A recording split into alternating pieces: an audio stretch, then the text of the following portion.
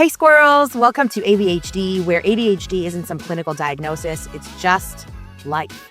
I'm AV, your always honest tour guide through this beautiful mess. Over here, we're not about fixing yourself. We're about figuring out how to actually enjoy your life as you are. So grab a snack and let's go. Hey squirrels, welcome back to another episode of ADHD. I am so excited. This week we have the queen, Miss Brittany Bettini, with us.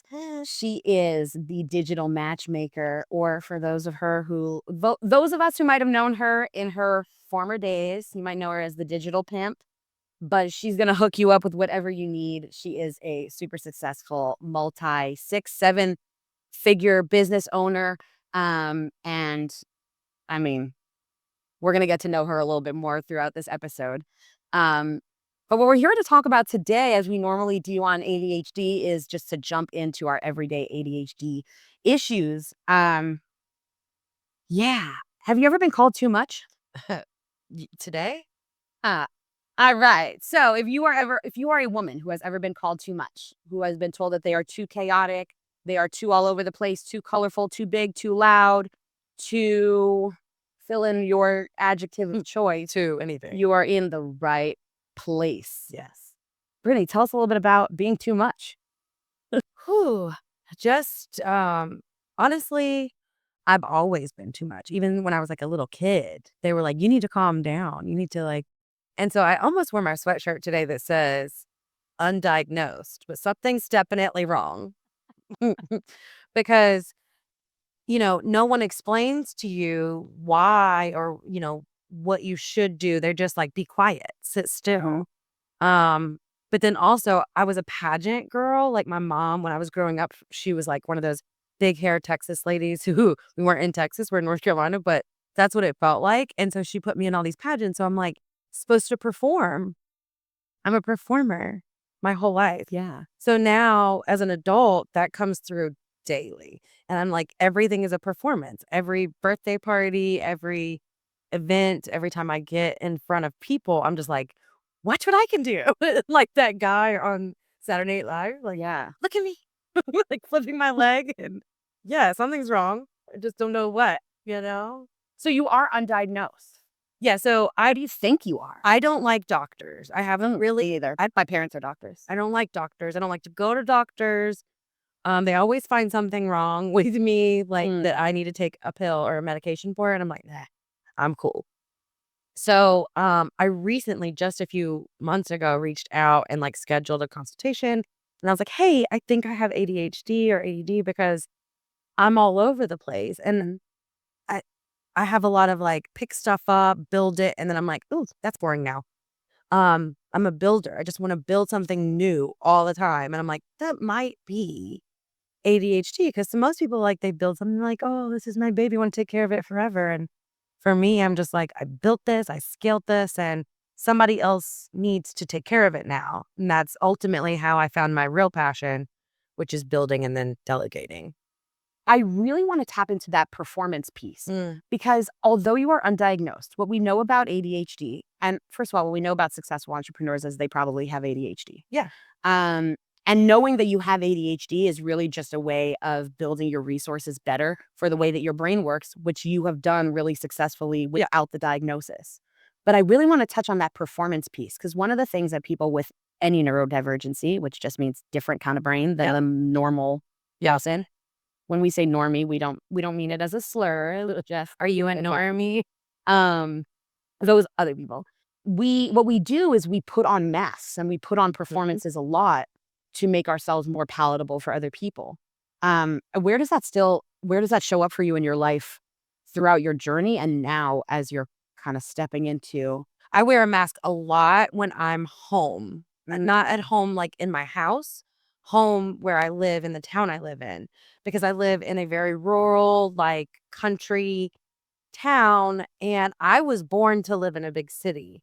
I was born to be in a fast-paced environment where there's always something to look at, shiny things, and like people moving fast. And so that's why a lot of times I'm not home when I'm doing big things. I'm in a different city. I'm in Atlanta, I'm in New York, I'm in LA, because that's where I don't have to wear my mask. When I'm at home and I sit down, you know, and have a conversation with a lot of the people at home, even my parents, and I'll be like, I just got back from this conference and I learned how to automate and do this and do that. And I come home and I'm telling them all this, and it's like their eyes glaze over. Like, that's nice, dear. They're like, that's cool, but you know, what are you doing this afternoon? Or and I'm like, I'm automating. I don't know if they, you know, just haven't. I think it's exposure. A lot of people just haven't been exposed to, like me, when I go out with my friends in bigger cities who are entrepreneurs like me. You know, I'm exposed to a lot of different things that you never would see in Hendersonville, North Carolina. You don't see Lamborghinis and Rolls Royces driving around in Hendersonville, North Carolina. It's not a normal thing. If there was one, everybody would stop what they were doing to stare and take pictures. So that's how I feel when I'm at home. I feel like I'm the Lamborghini that everybody is stopping and looking at and taking pictures of. And it's weird. So I will change the way I talk. I will be more professional and quieter and more toned down at home. Whereas when I'm in a big city or I'm in Atlanta or I'm at a conference, I'm like, wow, just like wide open, because I finally feel that I can take that mask off and just be loud and big and too much. And because everybody else in the room is also too much. Everybody else in the room has been told their whole lives to not dream so big, and they never listened. And that's Why don't we listen? I love it. I'm not listening to none of that mess. I've never even no matter how hard I've tried to listen to shitty advice I've gotten, I've never succeeded. My favorite thing is this, and I'm closing my venue so I can say this, and I don't care. My venue, the first like 6 months as I'm doing the upfit and I'm in the building and I'm there every day building this amazing thing, and I would have these older white gentlemen come into the building unannounced without an appointment and just walk in and give me unsolicited advice about what I should do with the building, how I should do it. And I just remember looking at them and saying, so where's your building?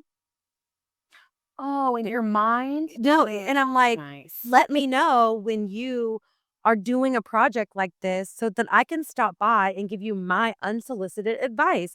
Because I have coaches and mentors and I've invested millions of dollars, and like, who are you? Like, I don't even know who you are. Why are you giving me this unsolicited advice? And I'm definitely not going to listen. I don't even listen to, like, it's hard for me to listen to the people I paid to tell me what to do. Definitely not listening to you, Fred. Why do you think that the Freds, like, what's up with that? Why does Fred feel so comfortable walking in and giving you any sort of an unsolicited Just advice? because their entire life is revolved around their own privilege. To just like, no one's ever told them to shut up. And just shut the fuck up, Fred. Like, no one's ever said that except for Brittany Bettini. No, Brad, can you just be quiet? Yeah. No one's ever said that. This happened to me just the other day. A guy came in. So I have pest control at the building. And I have pest control with a girlfriend of mine's business. She owns the company. She's right across the street. We're friends. And I give her my business. So this guy comes in. I'm just checking in. I think I'm in there writing checks for the bar. And the bar's open. And he and his whatever are sitting at the bar drinking. And then he was like, hey, you're the owner? I'm like, yeah. Hi. First of all, yeah. And he's like, yeah, hold the fuck out. And I'm like, yeah. And he was like, well, who does your pest control? And I told him the company, and he was like, well, when you're done with them, and then like tried to hand me his card. I was like, oh no, you can keep that. I was like, she's my friend. I'm never going to cancel my service with her. And so you can just keep that. And then they got so mad that I was assertive enough to say, no, thank you. I wasn't rude. I just said, no, thank you to you. I'm not obligated to do what you tell me to do. And so they got so mad. The girl called me a bitch, and then they like paid for their drink and left. And like, it was going to hurt my feelings or something. And Well, I'm leaving. I'm leaving. Great. Take your pest control card with you. Did you need a to-go cup or? We don't allow that in North Carolina. Dumber. Can't take alcohol to hell in North Carolina. Right. And Oh, believe me, I've tried. I'm like, can I get a sweet tea to go? Just dump it in my bowl. Has that experience ever happened to you with a woman walking in and taking you unsolicited advice? No. What's up with that? Because women are generally not comfortable. And I give a lot of advice. I was gonna say, I was like, I have never received unsolicited advice from a woman, but I give unsolicited advice all the time. job. Usually I ask though, and I realized I was giving Yeah, I realized sure. I was giving unsolicited advice when I was in a coaching session with Marcus Rozier. And he was like, "Do you mind if I coach you right now?" And then, a few minutes later, he was like, "Is it okay with you if I show you the next step?" And I stopped him and I'm like, "Why do you keep asking me for permission?" He was like, "Because what if you don't want it? And I'm wasting my time telling you, I'm wasting my breath and my genius telling you something that you're not going to listen to. If you give me permission, I can speak freely and give you the advice that you need. And I know you actually want it." And so ever since he told me that, like a light bulb went off. And so now I'll be like, "Hey, is it okay if I kind of like help you right here?" Or I'll offer, like, "Hey, I know you're struggling in your business right now. Let me tell you what I'm going through." Because a lot of people, they'll try to upplay what they're doing or how things are going in their business because they're talking to me. Right. And they don't want to feel like, I don't know if it's like Less than. Yeah. less than. And so I'm the first person to spill my own tea. I'm the first person to talk about my failures. And I'm the first person to talk about how I'm not perfect. Yeah. Because that creates such an open door for people to be vulnerable so that you can actually help them. Right. For coaches, this drives me crazy. Coaches who pretend to be perfect while they're going through the worst things in this world, but they're not coaching on that. I quit coaching for 2 years. I pulled everyone in my coaching program into a Zoom room and I was like, "I'm refunding this month. I'm canceling all your billing. I'm not in a place mentally to be able to coach you because I feel like a failure right now. Once I figure this out and once I go and I, emerge successful again, I will start this back up or I will call you and tell you. But for right now, it would be unethical for me to try to help you when I can't help myself." Do you know how much more respect and like my people are still with me? Right. Because of that.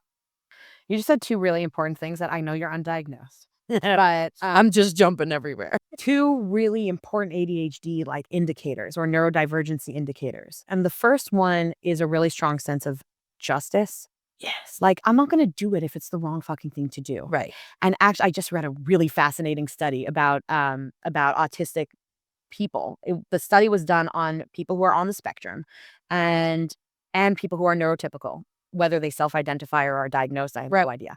But they were measuring whether people do, like, if you are in public, how they were measuring people's morality, like how you're going to go about moral decisions that don't identify with your personal values or your stated values in public and in private. And they found that neurodivergent people act the same in private as they do in public. And neurotypical people, if no one's watching you, they're going to do all kinds of things that you would never consider doing. And that is such a fascinating, that's such a fascinating difference. Because like, if I'm not going to do it, if I wouldn't do it in front of you, I'm definitely not going to do it behind your back. That's weird. Right. Yeah. That's very neurodivergent. And actually the conclusion from the study was that people with autism have an overdeveloped sense of justice. Yeah. Which That's is why I'm a real staunch liberal as well. right. It's just such an interesting framing as we're talking about the context of too much. But you told me that because I do things in alignment with my values, whether you're watching or not, I have an overdeveloped sense of justice as opposed to y'all having an underdeveloped sense of justice. Just being good. Right. Just being a good person makes you abnormal. The narrative gets like, oh, you're way too much just because, you're the one with the problem, even though the bar that we're measuring against is on the floor. Yeah, it is normal to be a bad person now, and like That's crazy. a scammer. It's normal, and then the people who are ethical and care about people in general is now it's illegal.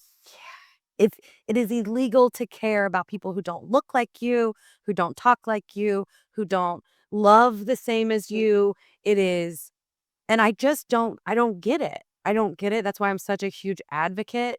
And I am blonde and I am white and I'm straight. So I am like the least likely person to stand up for other people. The only thing that would make it even worse is if I was a white man, I know. but like the fact that I care so much, I care so much about people and whether or not they're okay. That makes me abnormal and illegal in this country. Yeah. Wild. Completely wild. Like I will have people send me death threats because I'll post something that is not at all political. These are not political issues. These are human rights issues. These are just like, do you have a sense of morality or not? And I will get a death threat. And I'm like, bro, you really need medication. Vacation, therapy, a hug, like an ice cream sundae. You need something. Yeah, ice cream sandwich. Yeah, like an ice cream sandwich would fix a lot. Like, please get your life together. You just need someone to like touch your butt a little bit. Sometimes people get a little weird when they're not touched in a long time. I hit people. Yeah. Right? Like, you just need to be fucked. A little real. Like, you just tell me what your preference is. We're going to set it up. I am the digital pimp. Let me help you. Because you need some. Yeah. You need either some. It's just really weird to me. Like, I don't, I'll be trying to explain it to you. I had a guy who had been dangling on the edge of being a client for years. Like, years of just every few months, like, what's your pricing now? And like, it just keeps going up, bro. You could have been locked in years ago. Right. And he sent me this big, long message about, I noticed that you lost 1,000 followers. I saw that person. And I'm like, first of all, thank you for watching. I didn't notice that I had lost 1,000 followers, but you noticed that I'd lost 1,000 followers after posting a political post. And I'm like, I had to explain to him, I'm like, if that is what happens, if I lose money, if I lose value, if I lose followers because I care about other people, then I am okay with that. Yeah. It's not like I'm a fiscal conservative. I'm a business owner. I don't want to pay taxes and I don't want to, if I make $1 billion, I want to keep my $1 billion. But on social issues, I'm so far left, I'm ready to like throw a Molotov cocktail at somebody face first. Just I know how to. And I live in a place where it is very hard to be big and too much. So that's why I'm here in other states talking on microphones. Wow. Yeah. The other thing that you said earlier was when somebody's going through something, you're very quick to jump in with your own experience. Yeah. And that's a very neurodivergent thing as well. Yeah. I want to connect with you. That's how we connect. If you're going through something and I went through something or whatever, I'm going to tell you that story as an opportunity to connect with you. Be like, I've been there. Has that ever been interpreted As one-upper? Yeah.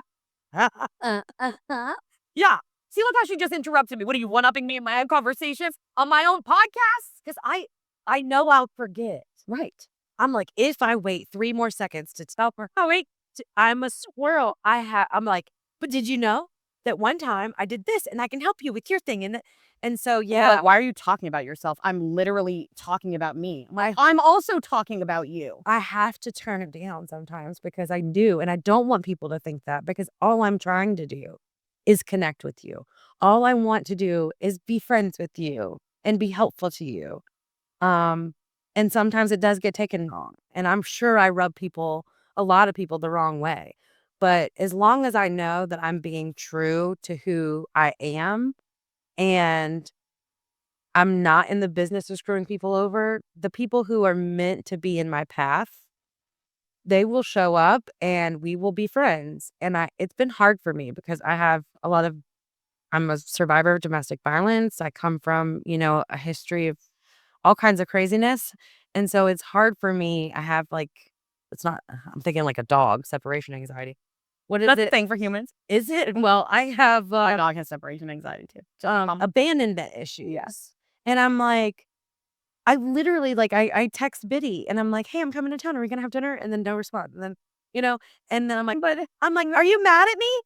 Like, seriously. And so sometimes I'm like, oh, maybe I am being too much and they don't like me anymore, but they're just busy with their own life. Right. 100. Why am I like this?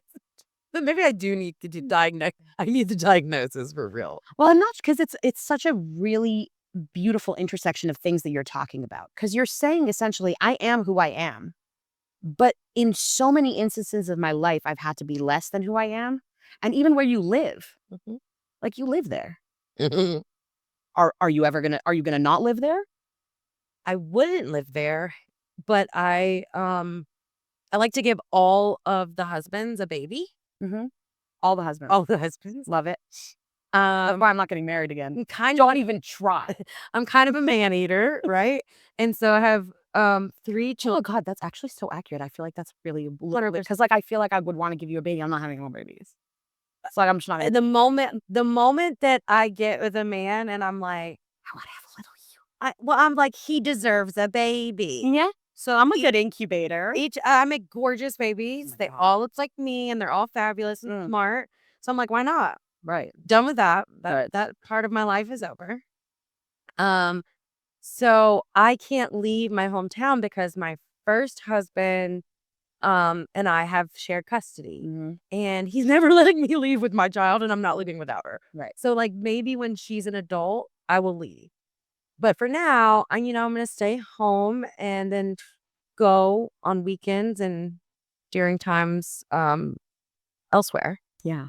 So you were saying that you're kind of, I'm not going to say stuck in your hometown right now, but it might not be your choice of where you would live if other parameters weren't a factor, right? Like we have to, If the baby maker fit into our lives, right?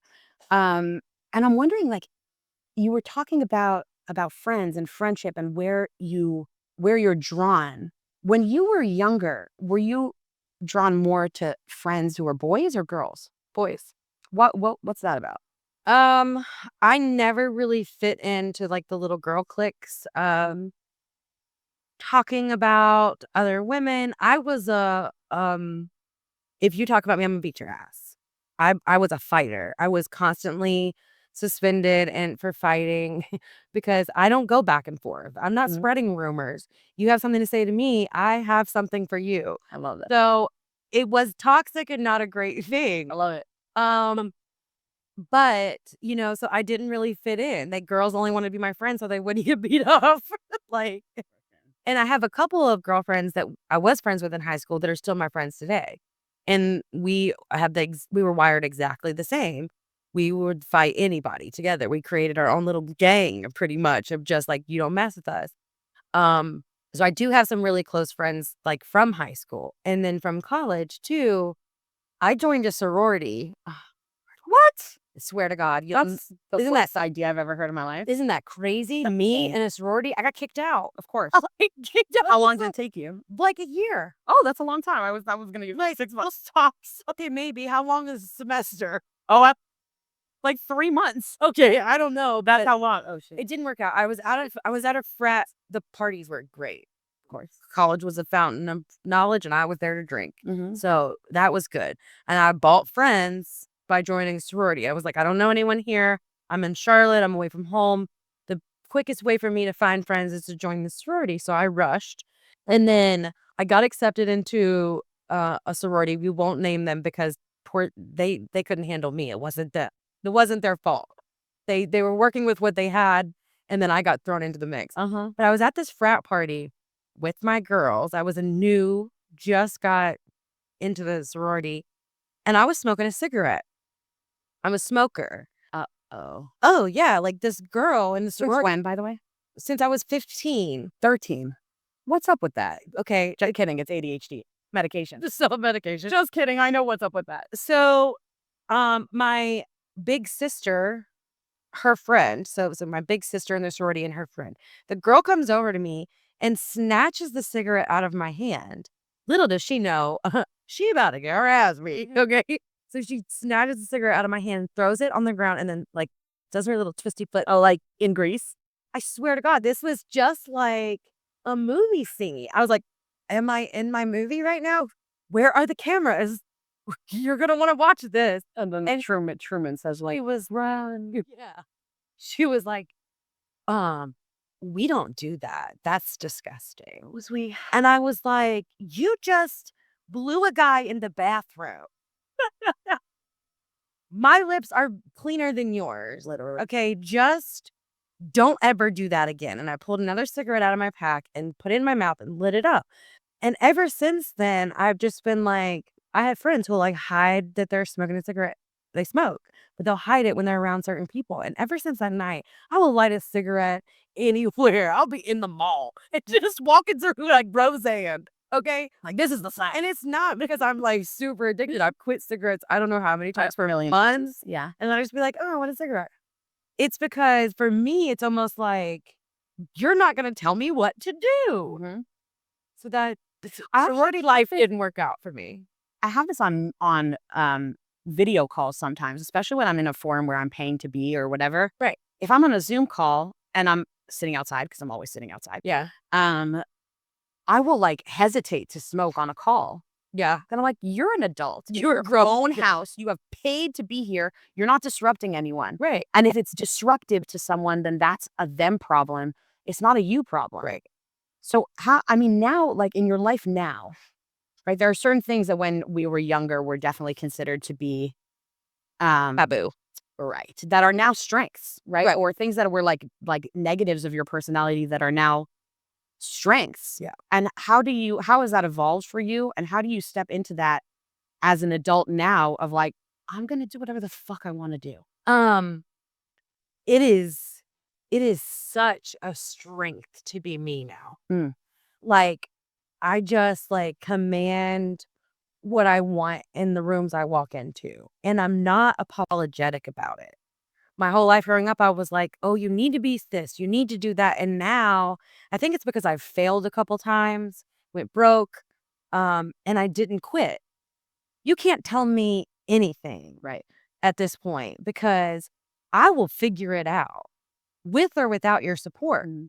And I went through relationships where I almost died. I've been in business situations where I almost lost my life or everything I have in my life. So I don't really care anymore. I've been just so unapologetic about who I am, what I want. And I tell myself every single day, this is my thing I do, is I get one shot at this. And I have to tell all my people around me and remind them, like when they're like, oh, we should do this or we should have done that or this, blah, blah. You're like YOLO. I was like in the past 2 years while building this venue, I was literally suicidal. I was like, I'm a failure. I've put my family, I was a millionaire and now I put my family in this terrible situation where we're going to lose everything. And I finally just woke up one day and I was like, bitch, you can rebuild anything. Right. And you can do it twice as fast now because you know everything to avoid and everything to do. Why are you beating yourself up? The only person that can get your family out of the situation is you. If you leave, they're all screwed. They can't even wipe their own asses without you. Like, get up and do it. And I look at my family, I'm like, you know what? If you don't like what I'm doing, I have one life. And y'all are all privileged to be a part of it. Mm-hmm. So yeah, appreciate me and all I do because I put you guys at the forefront. So like, love that. And then let me do my thing. And then I will take you to Disney World. I made a bunch of money. I tell my kids to I'm like, keep your wish list in your mind. We're going everywhere. We're doing all the same. Just let me get there, but we're doing everything. When I told my kids I was selling the venue, originally I was selling the venue. And then finally I was like, you know what? It's not selling fast enough. I'm just going to close it. But originally when I told them, they were sad. They were like, but we love that place. We love that place. And I set them down. I was like, look, what do you love more? Do you love when I used to be home all the time and not out till 4 a.m. wrangling drunks? Do you, like when we used to travel and go on cruises and trips and anything you wanted, mommy could spend a bag on? Like, what exactly about the venue do you love? Is it the fact that you can tell all your friends at school, my mom owns that building on Main Street? Or is it that, what is it? Because in alignment with what you actually want that I'm seeing is every night you're sad when I'm leaving. And every, morning you're wanting to hang out with me and I'm too tired. Yeah. Or I'm there 7 days a week and not doing things with you. If we get rid of that and go back to our lives before, do you even remember what that was like? Or we were we were chilling. Like we were running a online business, and mommy was, you know, balling. Like, let's go back to that. And then they're like, yeah, when do we get rid of it? I'm like, yeah, there you go. Right now. So as you've evolved in your life, and you walk into spaces now with total confidence, you have to admit there's something different about being a woman and getting to that point in your life Mm-hmm. and than our counterparts or anyone else. Well, not even just being a woman. Like, most of the rooms that I walk in with total confidence, I'm the only white person. I'm the only white woman for sure in the room a lot of times, like probably Unless I'm there. 6 out of 10 times, you know? And so that was really scary. I had the worst imposter syndrome. I was so scared and so worried about what people were going to say or think. But I realized quickly that I'm coming genuinely into these rooms, Yeah. you know? And that was the first time. That's how we first met. You were speaking at a conference and you were the only white speaker. You were the one of 2 or 3 female speakers. Yep. Definitely the only white speaker, definitely the only white woman in the room except for me. Yeah. And I sought you out at the end and I was like, Brittany, you're white. Thank you. You're like, yeah. Like, me too. So cool. And also, what do I do? Like, how do I be respectful in this space? And you said to me, people will know your heart. Yeah. Just keep going.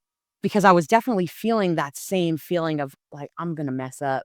People are going to know I'm a fraud. I don't even know what I am doing here to know whether I'm a fraud or not. So like imposter syndrome, like meta imposter syndrome on top of imposter syndrome. I just go where I feel comfortable. Yeah. And I feel uncomfortable around uptight people. And so when I'm at a conference and I'm nervous to speak, and, you know, everyone right before I go up on stage, Let's do a shot. is doing like a shot of Henny or like they're doing like the wave. And I'm like, okay, the pressure is off and I can just be myself. Yeah. And of course, like there's always going to be people in any room that don't align with you and don't like you. And you just have to be okay with that. And so, yeah, there's definitely people in every room that I go in that are like, ooh, I don't like her. She's doing a lot. But the connections that I've made in those rooms with people that I am now best friends with, I wouldn't trade them for the world. And I'm just so thankful that I was brave. Like it takes a brave person. I acknowledge when I'm at home, when I'm at events where I'm from, there's always 1 or 2 Black people in the room. Mm-hmm. And I make it a point to go up to them and make them feel comfortable and give them a hug. And because they're in the reverse yin yang of my situation when I'm in Atlanta. And so I'm like, let me go make sure that they feel welcome here because, you know, there were a lot of people that did that to me when I was in Atlanta. Yeah. And now, you know, I'm Atlanta's favorite white girl. Coming for that title. Listen, we can fight right now. Our Little girl, like, I'm going to be Henderson, North Carolina's favorite white girl. We were talking earlier about how you were so down during this time of running your event space, and eventually you just like pulled yourself up and told yourself to get the fuck up and get over it. And I'm a firm believer that our first voice that comes to you, that's someone else. It's like an accumulation of the rest of your life, all of those negative messages. And that second voice that kicks in, that's you actually talking to yourself. Yeah. So if you were talking to other, specifically women who are starting out on their journey, how do you get that strong second voice? So my second voice came from the domestic violence situation. At some point, I pulled myself together in a mirror and I was like, this guy's going to kill you. Get out of here. Get your kids, get your bag and go. And that's the voice I try to listen to because she knows the deal. And she's the one that always like, you're going to make it through this. You just need to do this, get up. If I could tell other women, it's different. Everyone's different, but I thrive on spite. If someone tells me I can't do something, I shouldn't do something, someone tells me that I'm not good enough, that is fuel for me. And everybody has different fuel. But if you're like me and your fuel is torment or bullies or, abusers, then you don't want to put yourself back in situations where you're being talked to that way, but you have to remember what that sounds like.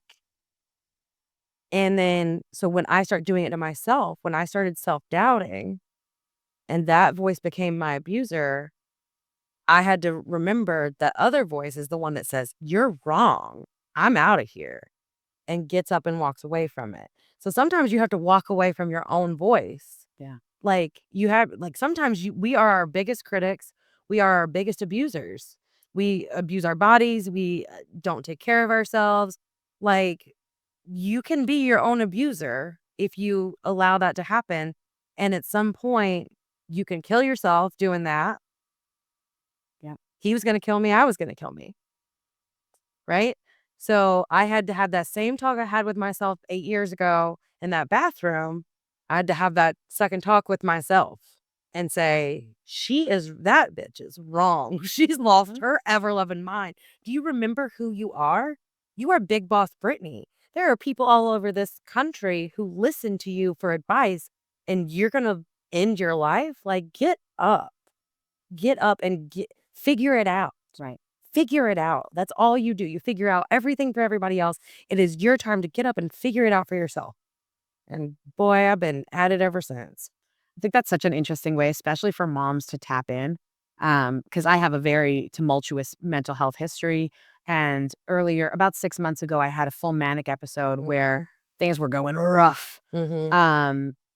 Then the difference between mania and depression, which I hadn't experienced until then, because it was an Adderall fueled psychosis. Mm-hmm. So I'm not on Adderall. I don't know if you can tell, but I'm not medicated. I don't know if you. We're not medicated. There's a pill bottle in that backpack that has been filled for months. And Oh yeah, my pills are in my bag too. on a dog. I'm just like raw dogging it through light. Buy security pills.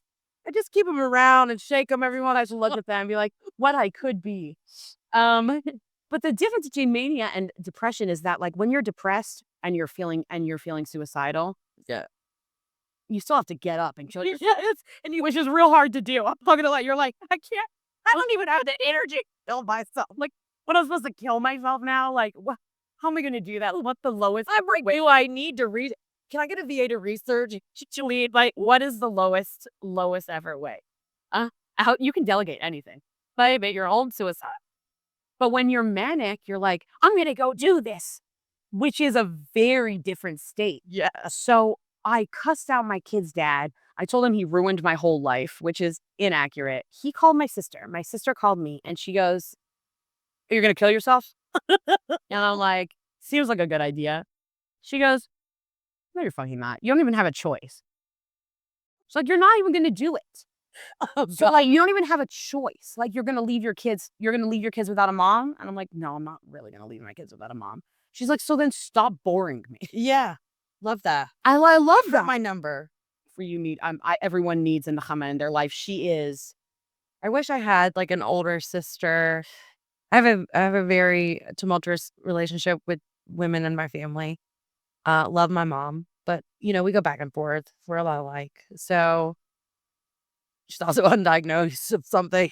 So like, we're just like raw dogging it in life. And when I would call her and I'd be like, I can't do this anymore. She's like, you're right. You can't. She's like, but where are the kids? And what are you doing? Because do you need me to come get them if you're going to do this? Like, and I think that everyone has these feelings. Like, I don't care what anyone says. Everything gets hard. The world is crazy. Everything gets bad. And everyone's like, we're not all suicidal. I was never going to actually kill myself, right? But I'm just like sad and everything's falling apart. And I think everybody has these feelings. We've got to really like make it normal. Yeah. To have conversations about the levels of emotions that people go through, especially as entrepreneurs. So you were saying earlier that when you were younger, you were really friends more with boys than with girls. And just your personality kind of tended to get along better with boys than girls. Is that still true in your adult life? Yeah. 100%. Yeah. Like I deal better with male clients. So do I.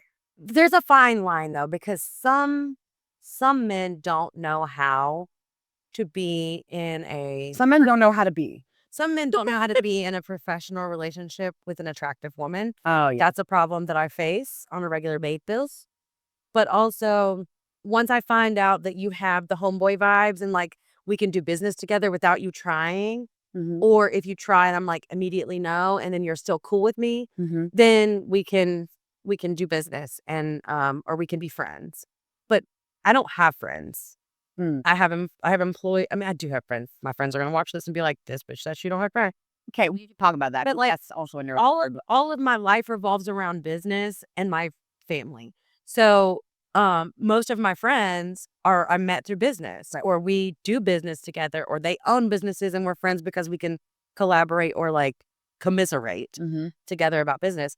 I don't really have a whole lot of just like, oh, we met at yoga and hit it off. When's the last time you just went to do yoga? I have never. Right. I have never. I tried to host a yoga at my building, and like Like, I could bring yoga to me. yeah, that exactly. Yeah. I bring the massage therapist to me, the yoga to me, the bar to me, just whatever I need. It has to be mobile. Within 2 miles from my house. Yeah, I'm not even not my house. Just bring it to my office because that's where I live. I literally used to have a air mattress at my building that I would just sleep there. If it got to 4 in the morning, I had to be back at 8. Why even go home to sleep? God. And then I found out that's illegal in North Carolina. You cannot spend the night and sleep in a bar or they'll take away your liquor license. So I had to get rid of my air mattress. Oh, What like a man. And what about collaborations, like business collabs? Where do you find yourself? Because I'm really, here's what I'm trying to get at. Here's what I'm really curious about. Because you and I are both these very, very masculine and very feminine women, Mm-hmm. right? There's a lot of really powerful masculine energy of like taking up space, just real big dick energy. Yes. Mhm. But also you're extremely feminine at the same time. Absolutely. Bad bitch. And as a woman who also has a really strong masculine and a really strong feminine, and I think a lot of our ADHD counterparts kind of have that same composition. Um, what do your collaborations look like in business? Where do you find yourself pulled more, and where do you find your greatest successes? So I have found that I am the if you were doing a school project and you got put as my partner for the project, I'm the kid who did all the work, Mhm. took over the whole project, and then you showed up and took half the credit. And so I'm very hesitant now because I had never had a business partner ever. I've told people I don't even business partner with my husband. Like we don't mix that. Um, so it was hard for me to even let that happen in the first place. And when I finally did, because I was like, another young entrepreneur that's like me in the same place, he was a con man. And I lost $2 million in the process of making that bad decision. And so I don't really do a whole lot of collaborating unless there's a very definite like separation where we're splitting something or you have your part of the project, I have my part of the project. And because I have trust issues now, where I got a whole new set of trauma that, Just re-up it. You just just re-up for, free on I'm like Mario, just taking mushroom. Um, Still, I'm not really big on collaborating a lot. I have affiliates. I have people that send me clients and I send them clients, but I don't really know that I would partner ever again because it doesn't work for me. I am a control freak and I am always the hardest working person in the room. Right. So I was gonna say, is it also that if you're Resent- partnering with somebody, they're getting more out of it than you are every single time? every single time. Because I bring so like people would be like, what do you bring to the table? Bitch, I'm a table. I built that whole table. No, I'm a table factory. Like I have connections that I've fostered. I have knowledge in this brain. I have this like uncontrollable zest for coming up with ideas and names and like nicknaming everybody and nicknaming their projects and giving them names for businesses. I can sit down with someone and build them a business in my brain in 38 seconds of talking to them. Like, this is what you should do. Blah, blah, blah, blah, blah, blah, blah. And then they look at me like, okay. Like, that actually works for you. Yeah, they're like, that's really genius. And I'm like, you're welcome. And like, it's nothing to me. So like, I bring a lot to the table. And I like it. I like giving people what I can, because I can't execute everything. Right. I don't want shiny object syndrome where I'm just like starting a new business every week. I want to give that knowledge to somebody else and let them build it. I'll give you some VAs to help you build it. You know, I'll train them and I'll tell them the idea I came up with, and then you can just have them. But I just want to give away. I only have one life. Yeah. I want to build as much as I can, and I can't do it alone. But I also can't partner with you. So let me just give you this idea and you run with it. That's where I'm at. I don't do partners. Don't do it. I got issues. Yeah. I got issues I can't overcome at this point. And I knew that before, and I tried it anyway because everybody was like, you go further with a partner. It's, you know, like I've heard it. No, you go further with a partner. Yeah. Because the person that you would partner with is someone like me. Yeah. And I'm going to drag you wherever you need to go. So that other guy, yeah, he went further with a partner. Right. When he partnered with you. Yeah. But they ain't partnering with me no more. I'm tired. Yeah. Tired, boss. It's a lot. Wow. So to sum up, being too much is a myth? I just want to know who sets the standard for. Yeah. What is the question? What is much? What is much? What is too? And when do we hit 2? Yeah. I don't think I'm too much. Right. Me being too much is a perception of wherever you're at in your life. If I meet a woman who is miserable and she has ideas but is scared to actually execute on them, or maybe I invoke some type of insecurity in her, I'm too much for her. And I'm okay with that because I'm not too much for me. And that's where I'm at with too much. That's, I think, where our biggest haters come from. There's just such a jealousy component, especially when you're somebody who's living their life freely. You know, with the hand tattoos are such a good example, because it's like, now that you have hand tats, I mean, I have a hand tat also. I can't hide my tattoos from my family anymore. Yeah. Ever. So this is my pimp hand, and this is my professional hand. I like that. So like if I'm taking a picture with a political candidate, in this hand. If I'm telling you about yourself. But no, really, like, this was a huge step for me because it went against everything that all my tattoos are hideable. Yeah, mine too. And I'm tatted, like all down my sides, all down everywhere. And I made a decision this year. I was like, I'm not doing something that I want to do because of what someone else might think because of. I'm still the smartest. I'm still the most hardworking in the room, no matter what my skin looks like. I'm out here telling these people that they can be whoever they want to be, no matter what they look like, who they love, blah, blah. But I am afraid to do this because they will judge me. She said, I said, fuck that. So I'm getting my whole, like a whole sleeve that's done. And like, you never know. Like, yeah, my tattoos are not going to keep me from making $1 million. No. And they're not going to keep you from making $1 million either. So get your hand tatted. You heard it here first. I think that there's something so powerful about removing the obstacles from yourself and removing your ability to hide yourself. Yeah. Because like the time has come that you're sick of hiding who you are. You're sick of being something for someone else. You got to walk through your hometown in a specific way because people are expecting something of you, or they're looking at you as something else, and just blowing it up and saying like, nah, I'm not going to be able to hide anymore. Like, yeah. I'm going to do it this way. And that's what I have a tattoo right here. See it in almost everything I wear. Not today, but because tattoos are so taboo in my family and in my culture. Yeah. So just write me off quickly. Yeah. Like, I'm very comfortable with that. Like, if I'm not for you.